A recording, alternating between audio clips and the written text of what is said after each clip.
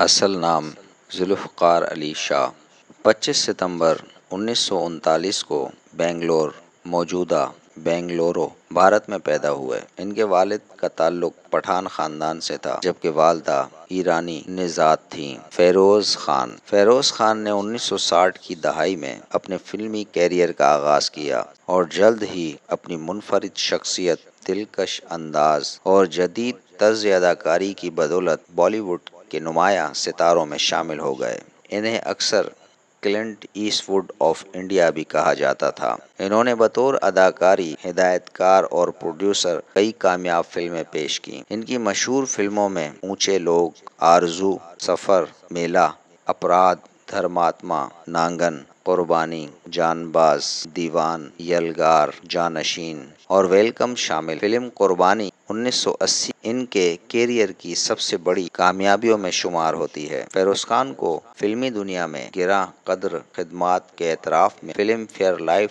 Time achievement award 2001 سمیت متعدد اعزازات سے نوازا گیا۔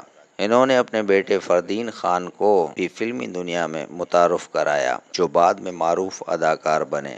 کچھ عرصہ پھیپھڑوں کے کینسر میں مبتلا رہنے کے بعد 27 اپریل 2009 کو بنگلور میں ان کا انتقال ہوا۔ ان کی وفات سے بالی ووڈ ایک منفرد انداز رکھنے والے فنکار سے محروم ہو گیا، تاہم ان کی فلمیں اور کردار آج شائقین کے دلوں میں زندہ ہیں۔